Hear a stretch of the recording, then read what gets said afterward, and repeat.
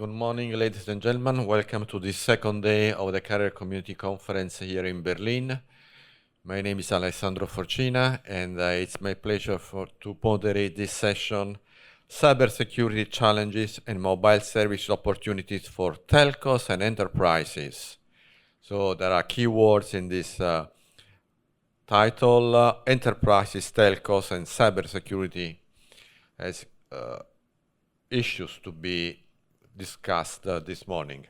It's my pleasure to introduce you the panelists, Paolo Maestri Pieri, Nasha Skulikariti, Branislav Poletanatovic, Gergana Shrak, and Carsten Schiffner.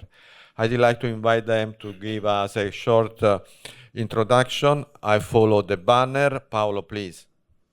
My name is Paolo Maestri Pieri. I'm responsible for the partnership with service provider in EMEA at Cato Networks. Cato Networks is a single vendor SASE company created in 2015, and we have created basically the SASE concept of converging networking and security into a cloud platform. Nasya. Good morning, everyone. My name is Nasya Skulikariti. I'm the founder and CEO of Apereo Data. For those of you that know me for a long time, you know I wear many hats. But however, today I'm here representing IoT, digital transformation, end-to-end automation, efficiency, and security. Branislav.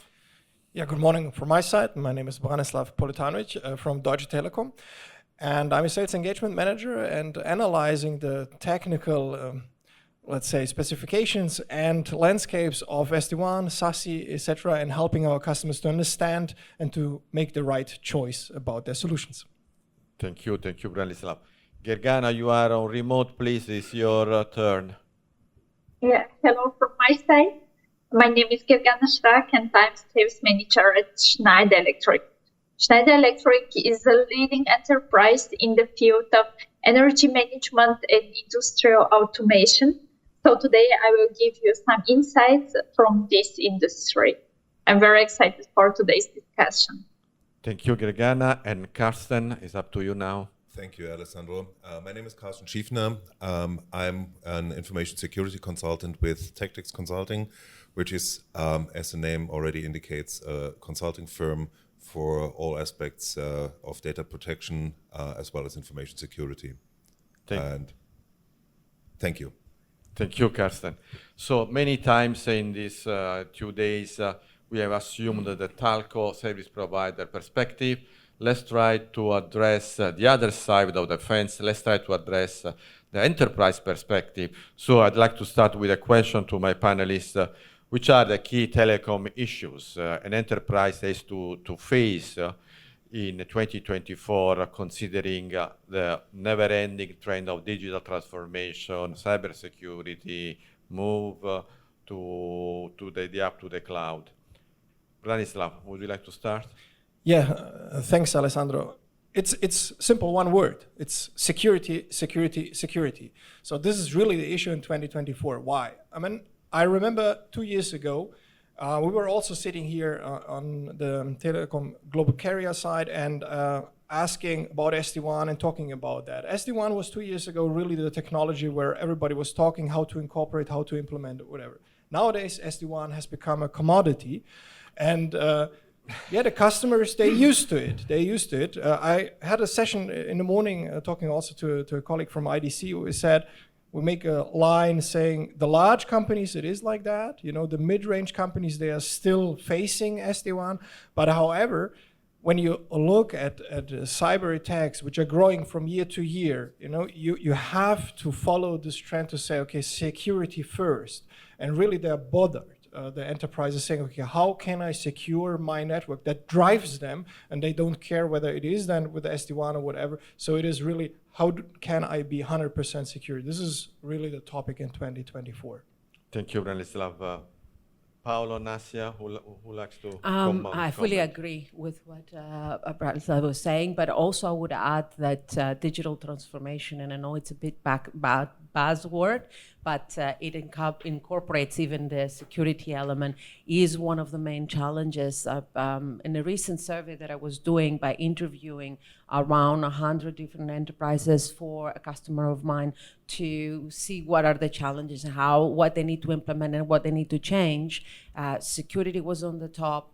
General digital transformation, interoperability were a couple other factors, and pure know-how of where to go and what to do, because even to this day and age, a lot of enterprises still struggling on whom to talk to and what will they get from out of the conversation, because they don't want to talk to multiple people. Despite what we might think in the industry and providing some cases siloed services, the enterprises want to have one person. I'm generalizing one person. It could be in one organization, right? So to go to and get answers for those challenges. I hate to say that your comments brings to my mind the idea to study, maybe for some analysts, given 100 the number of circuits, how many are, as of today, MPLS Ethernet, how many are SD-WAN based, how many are SASE based, but it's not an easy task, this research. Paolo, do you want to comment? From my point of view, of course, it's security, but we have to consider all the impact of the security on the customer experience. That is the first element, the end user experience we have to secure, but guarantee the proper experience wherever the user is, wherever the device is using, and the complexity. Because until today, enterprises have tried to solve each point problem with a point solution. So now they have to orchestrate a huge amount of products to deliver the end-to-end service, and the complexity of managing, troubleshooting these different solutions that are composed of different products is huge. You can say, I can offload that to a service provider that is going to operate for me all this complexity, but the complexity doesn't disappear. It's just shifting on another side and stay there. And there is a complexity. There is now, for me, 2024 is also a particular year because on top of the security as a technology, there is a challenge of security as compliancy. The European community is putting now the NIS2 framework to secure and increase the resiliency of the critical infrastructure in Europe. We are talking of power, energy, water, food, healthcare, chemistry, transport, public administration, nearly, I would say, all the verticals. All the verticals, and all those enterprises will have to comply with NIS2 within 17th of October of this year. And all enterprise from 50 employees up. And the fine are huge, 17 million pounds in UK, $10 million in Europe, and up to 2% of the global turnover of the enterprise, yearly turnover of the enterprise. So the challenges are huge for the enterprises because now they have to comply in terms of asset management, asset security, resiliency, visibility, recovery plan. It's really a big challenge that will bring additional complexity. Do you think they will be ready by the deadline? Because I question it myself. Exactly. So. There is a gray area. Let's say exactly. Like that. There is a gray area. Oh, yeah. No, please. Yeah, there is a gray area. Now, what is our strategy? We will come later with SASE can enable that. But yeah. Gergana, you represent a large multinational enterprise, and to the issues raised by Branislav, Paolo added as a key point flexibility, easy operation. So, from your perspective, Schneider Electric, how you can comment on the basic challenge in 2024? Definitely, cybersecurity in operational technology is the key challenge that we have from enterprise point of view. In energy sector, for us, it's important to operate efficiently, but on very secure way. And we are also forced to respond to different regulations. And we see in last years that European Union is becoming more and more restrictive when it comes to security. From when it comes to personal data, yes, we all know GDPR, but what comes next, that's what Paulo said.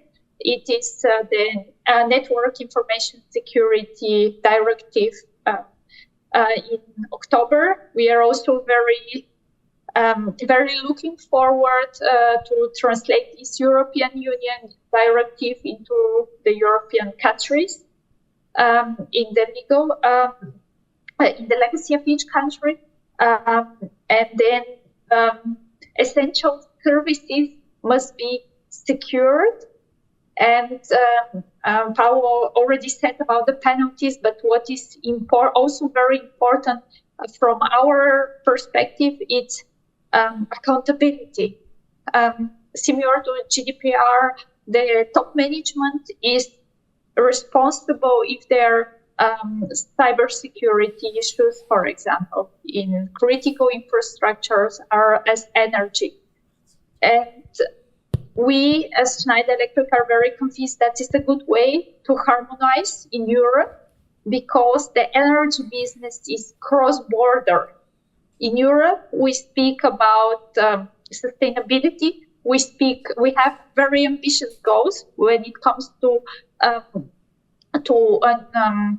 CO2 neutrality.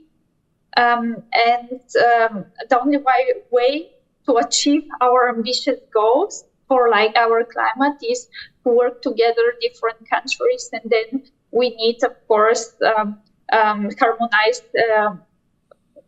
harmonized regulations. Thank you, Gergana. Carsten, you have listened to different seeds from the other panelists. Your views on the enterprise challenge in 2024. Thank you, Alessandro. Obviously, quite a few things have been said already, and I hardly have anything to add, in particular when it comes to cybersecurity and the need of. I just wonder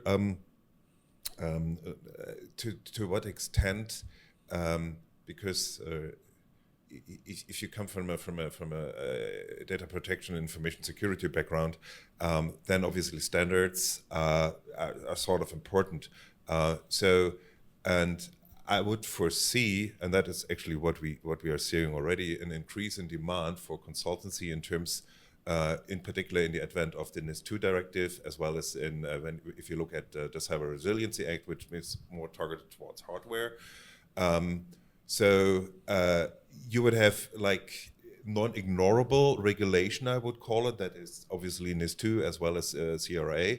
And then you also would have like best current practices, or the so-called TOMs, technical and operational measures, where I would say people could adhere to that. But at the end of the day, I only can recommend, and obviously large enterprises would do that anyways already, I can only recommend to look at the standards, the best current practices, and to fulfill them as good as you can, because obviously a lot of thought has been put,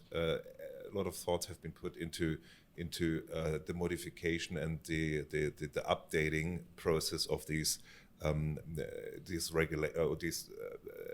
best current practices or standards, if you would, like ISO 27001, for example, or business continuity management, which is also in that standard already, but got an own standard by itself in the meantime. In terms of, and that is actually like a question that just came to my mind. I would like to throw it back to the panel here, because NIS2 needs to be transposed into national law, and I just wonder what kind of a challenge it is for multinational companies operating in a plethora of European Union countries regarding all different flavors and tastes of the transposed NIS2 into the respective national law. Whether that is a challenge itself, like we've seen it with GDPR, or is that sort of, are you guys in that instance sort of like relaxed that it wouldn't get that bad as it, the interpretation of the GDPR was in the various European Union countries? So that is actually like something I would like to throw back at you. Thank you. Thank you, Carsten. Thank you, Carsten. If I can try to summarize your words, your statements, I have to say that in theory, in 2019, Gartner proposed a solution in terms of flexibility, in terms of cybersecurity, and this solution goes under the acronym of SASE, Secure Access Service Edge. We can discuss what does it mean, SASE in the real market. There is no standard, and I am quite, let's say, upset with the telecom world because there is no standard, no general framework. It's different than standard.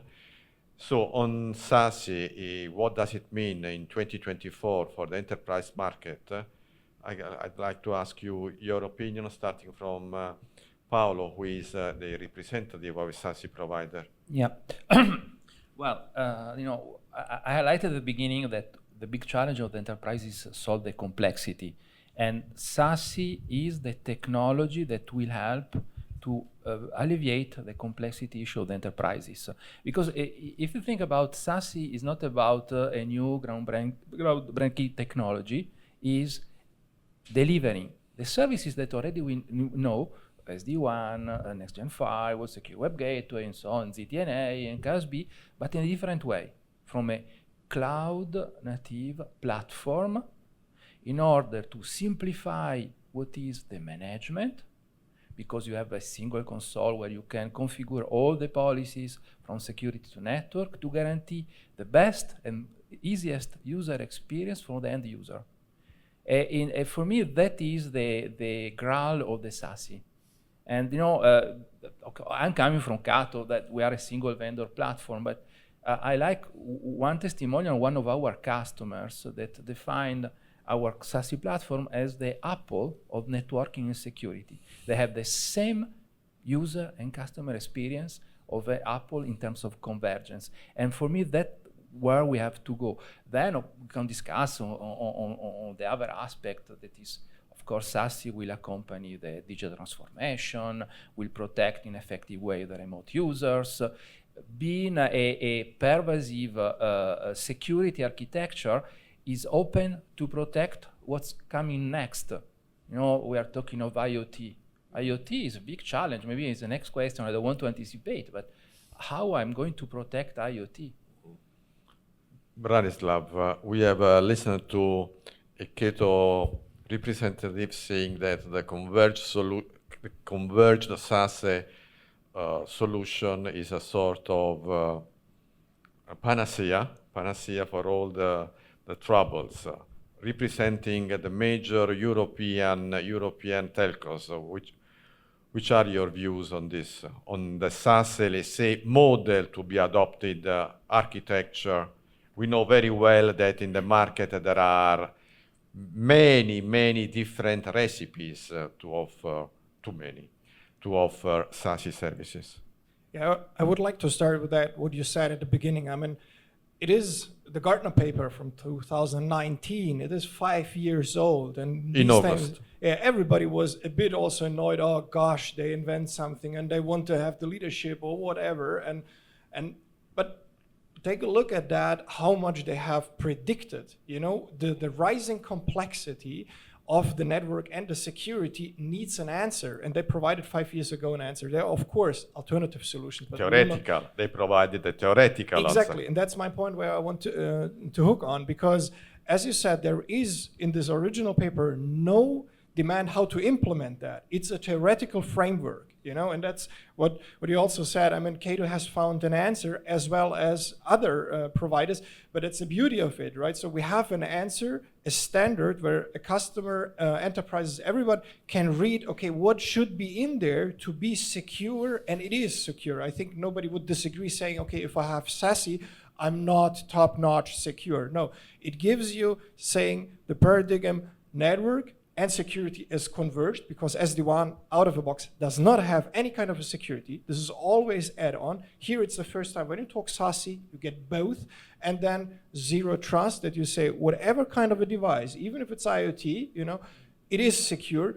But of course, I agree. How is the security accomplished? This is an answer Cato, Deutsche Telekom, any other vendor has to find. But for the beauty of the customer, saying, okay, I lean back. If I got SASE, I got the security. And in addition, also what we have discussed, the NIS2, if you have it, you can incorporate both, but you need also the inventory of all the devices, and then you can complete it. But you're on the safe side if you're also, let's say, an early adopter or already implementing SASE. Thank you, Branislav. I'd like to extend the scope.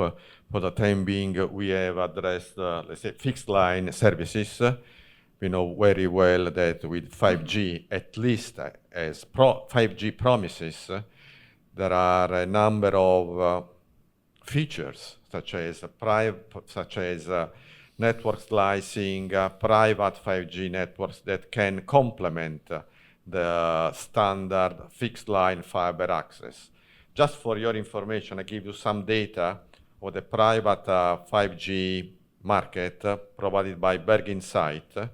And they say that in 2022, there were on this planet nearly 300 networks, different stage of development. And they forecast that by 2026, this number from 300 will go up to more than 10,000, 13,500, with the different models of private. There is a fully private, there is a hybrid. For example, a telco can provide the spectrum and the basic RAN, whereas the rest is provided privately. The use cases could be campuses, university campuses, could be large plants, BMW, Volkswagen. So your views on this, let's say, enlarging the scope of cybersecurity also to mobile services. Branislav? We talk also about 5G. The advantage of 5G is also at the start, if you don't take any other thing into consideration, it's higher encrypted. If you have 4G, it's 128 bits, and 256 bits, it's with 5G. But security is less, let's say, the problem, because whoever puts and installs it, it's a piece of hardware and it's a connection. It's like a line. The question is more driven by the use cases, where to apply it, and how does it change enterprises. We talk about milliseconds of latency. This is the marketing which we have everywhere. What does milliseconds mean? We have 2-3 milliseconds latency. Okay, again, we take it as granted, but let's compare it shortly to LAN. If you have an average enterprise LAN, it's about 20 or 30 seconds. Okay, there is a gap, 2 to 3, 20 to 30. So even if you're in your own enterprise network, you have there somehow a bottleneck. So the question is, how does it change your software, your architecture, anything of an application behind?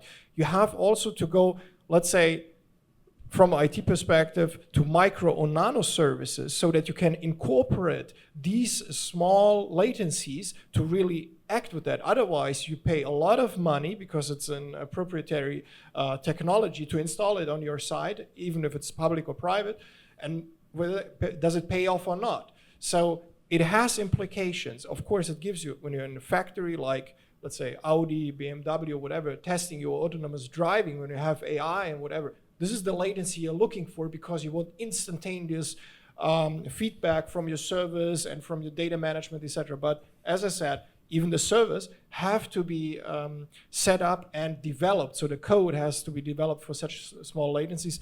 Also pushing more towards cloud services, because they have these kind of latency. So we see, I'm just on the surface, I do not want to talk too much. But do you have in 2024, Deutsche Telekom, some testing of private with large corporates? We have installed even, we call it 5G campus, where customers want to have it because of the testing of such latencies and how the technology is done. And especially when you have large factories, it's very hard to install everywhere the network, and sometimes it's very easy and cheap to put in a 5G antenna somewhere and then to connect this, to your local LAN so that you have connectivity. Plus, and give you one more example, but don't name the customer. A customer who approached us said, look, we have network everything with you. We want to quit that, and we want to have solely 5G because we have 95% white collar workers. They all have mobile phones, so this is a win-win. We get rid of the complexity of having a LAN.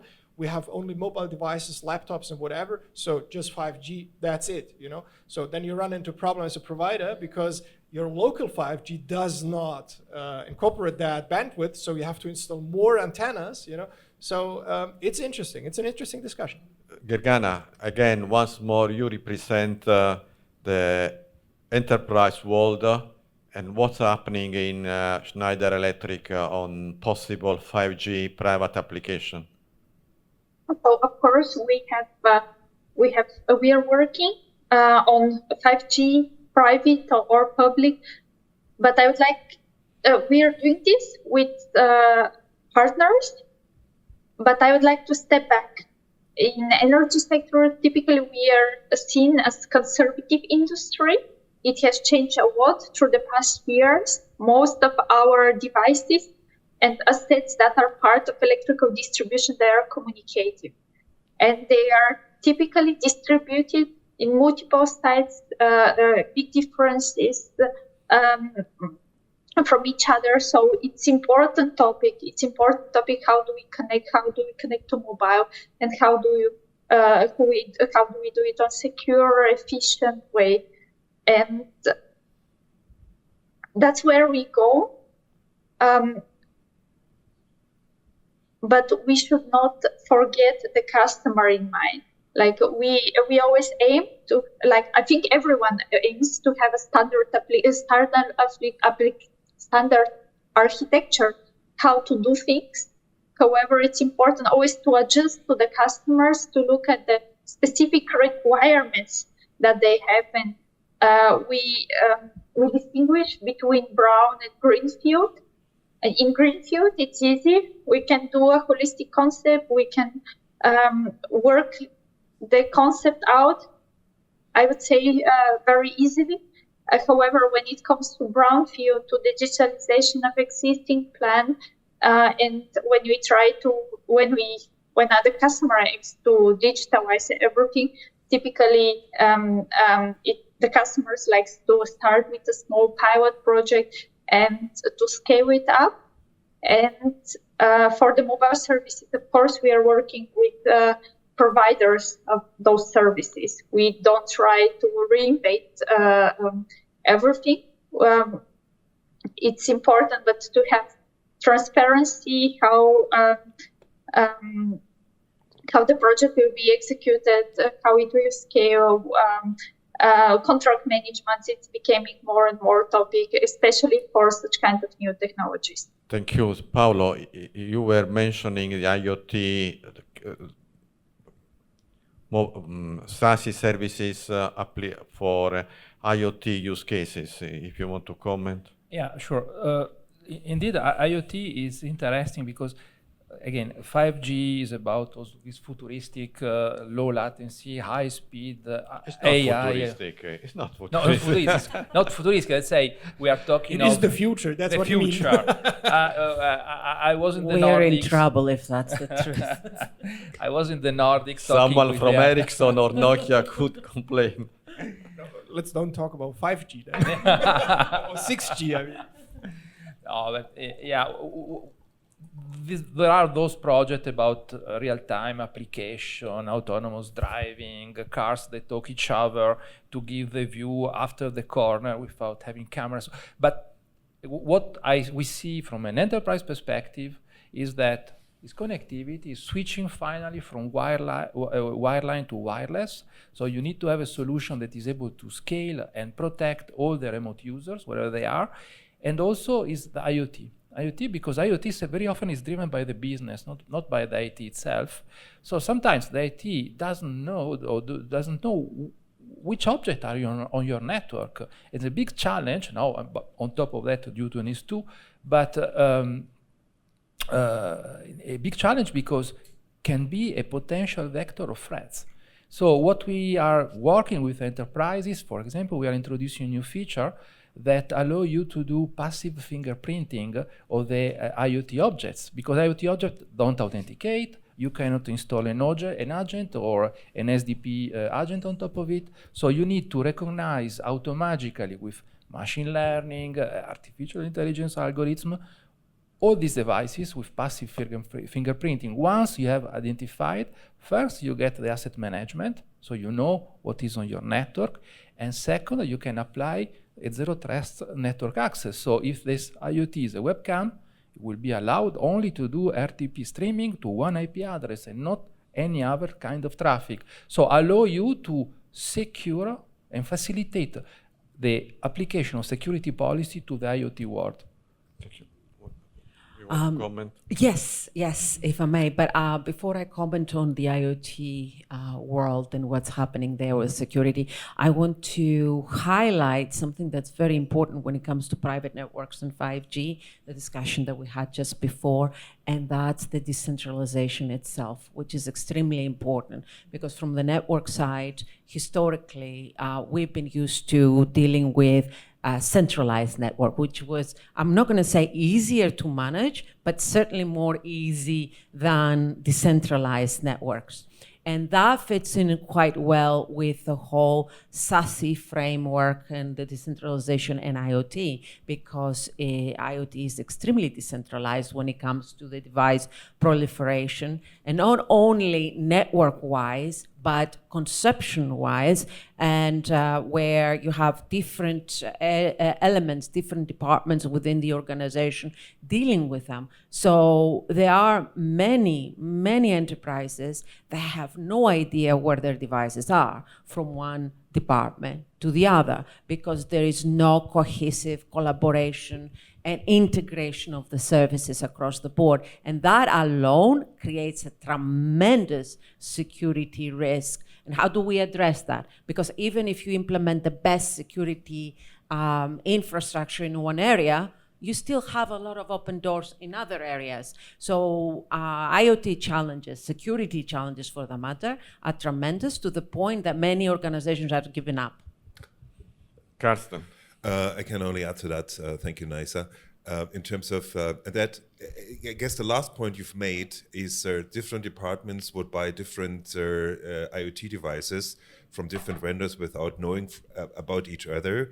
But we haven't really thought about bring your own IoT device yet, because that might also actually be the case that employees of a company will all of a sudden, as they have done with mobile devices like the personal iPad, the mobile phone, this, that, and the other, all of a sudden all these devices have shown up in a company context, and I would also foresee this with IoT devices, as in like checking the temperature for whatever reason, that this, that, and the other.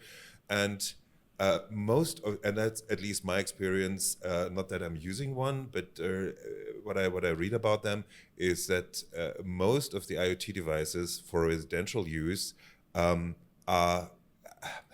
to put it in a very mild and moderate manner, the security aspects are being neglected. Let me put it this way, yeah. As in, most of the companies would produce fire and forget devices without any kind of update, even possibility to do updates. And I hope that the Cyber Resiliency Act would do better in the future. But for the time being, company and enterprises need to look, from my point of view, need to look at this kind of at knocking at the door aspect of that folks would bring their own IoT devices into the company sphere, as enterprise sphere as well. Thank you. Fantastic. Thank you for pointing into that direction, because that is an extremely important conversation to be had. Because of course, when we're talking about IoT, in most cases, it includes the mobile devices. It's an IoT device. Mm-hmm. My wearable is an IoT device, and we bring them home. So and security is one element, but then privacy is another area. because and what enterprises are facing is, even if they're trying to secure their own things, when we're working from home or wherever, because it's not just home these days that people are working from, it's no longer in the office, their devices, right? So how can you secure something you have no rights to? And can my company detect to my employees that I'm going to have access to your private network and all the information to ensure that I'm securing my network? So where's the delineation and how do we deal with that? It's a lot of different questions that we need to answer.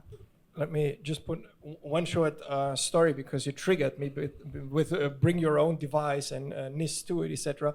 I was last week talking to a partner, and they analyzed the manufacturer about NIS2 and whatever, and they said, we have no problem because we have no internet at the production line, so no problem. They said, but hold on, our analysis showed you have 2 devices on the net. They said, no, impossible. Should we dig into it? Yeah, okay. And then I analyzed what was, bring your own device, and factory employee was bringing his Alexa to the factory. They pulled out the cable, connected, because they wanted to hear music when they work at the production line. So this is bring your own device on a different level, but it shows why we need NIS2, and also the human factor, how smart you ever, the human factor is something you cannot predict. This means it is the most critical, this humans means that are many times the problems are not discovered in the planning phase. Many times. But I'd like to close with the last aspect that is not yet clearly mentioned, but it's behind all your statements. I can say that behind any service we are discussing, any new application, any new connectivity mode, there is a partnership. I doubt that even a company like, it could be Deutsche Telekom or could be China Mobile, it can do everything on your own. So at different levels, new business model, especially in the IoT world, new business model, new partnership are not a need, are the real life, the common life. Is not a special case. So from you, your views on this new business model, new partnership that all the actors has to face, corporate enterprises, as well as a service provider. Who likes to start on this, please? A partnership is important in anything we do these days. Without it, there is no one organization that can deliver everything. On their own. There's still, even the Amazons of the world have many For your information, partnerships. I am older than you, but you can imagine in the 80s, NTT didn't simply buy the switch from NEC. They design internally everything in NTT, and they used to give to NEC the project to be implemented, and then they buy. Yeah. It's important these days. All days. Yeah, all days. That's where we were working siloed and everything was closed. We cannot do that anymore. Marvelous. Yeah, exactly. But one important element when it comes to partnerships is co-development, and that especially when it comes to security, we need to collaborate and co-develop in order to be able to have a more holistic view of what is happening out there. Because in the end of the day, the end user do not want to go from person to person to find out who's the culprit, who can help them. They want somebody who will be responsible. Even in most cases, the responsible party is the end user for not adhering to whatever rules were put in place. So partnership, extremely important. We need to collaborate, and we need to co-develop and co-innovate in order to do something that is secure for all of us. Do you want to comment, Carsten? Oh, absolutely, yeah. In particular, I would like to advocate for permissionless innovation. I guess that is something that has made the internet big as well as great throughout the last, say, 40 years or so. That essentially everybody was free to come up with an idea and to see whether it can be attached to the network, and also to see whether it would be a successful addition to the internet as a whole. And so I truly believe in open standards, because I guess only open standards and the application of those open standards eventually would lead to what did I put down, to innovation that is competing as well as competitive in both directions, so to say. So same thing here, standards, and obviously you would do partnerships to come up with standards. I mean, all the standardization organizations like IETF or ETSI or whatever is where competitors would get together to come up with a solution that would help all of them to deliver their services, whatever their services are. Thank you. Gergana, your views on new partnership, new business model? So what we've seen that the customer requirements became much more complex in last years, and the customer doesn't want, in many cases, to deep dive to understand everything. They want a solution, and this solution must be the right fit for the customer need, must be secure, must be functional and efficient. And that's only possible to cover all these requirements working through partners. That's why it's a crucial part of the business. And the point that Nasia said, to grow together, to grow our businesses, that is very important in terms of partnership. Thank you. Paolo and Branislav, the last comment from you. Shortly, because Paolo should also say something. Life has become faster, even in private environment. And just compare how it was 10 years ago. 2007 iPhone was invented, and then time after time we became apps and etc. It's a huge complexity. And if we think personally or as a company, I cannot do on my own, it's the same like I know it all, and this is a blunder. So only partnership, and as you said, not only for the enterprises, also for the service provider, everybody needs to partner because nobody can handle this complexity. It's impossible. So partnership is really the only way out to get things done and to get answers to the problems we have nowadays. The last word, Paolo. Coming from a vendor world, a vendor background, I have seen a change in the market. Driven by cloud, by SASE, the relationship between the vendors and the MSP or the service provider is no more vendor towards procurement, is swapping to partnership.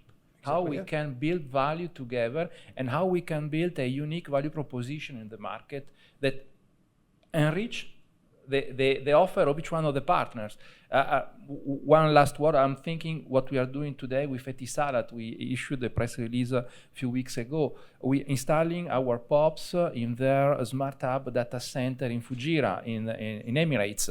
And the idea is to be in a win-win approach. So we get broader access to all the Middle East area, being present there, and they can enrich the value proposition of their data neutral smart hub offer through our presence and adding all the cybersecurity stack. So we are working towards this kind of models rather than I'm purchasing this building block for my infrastructure. And it's changing completely the dynamic of business. Thank you very much.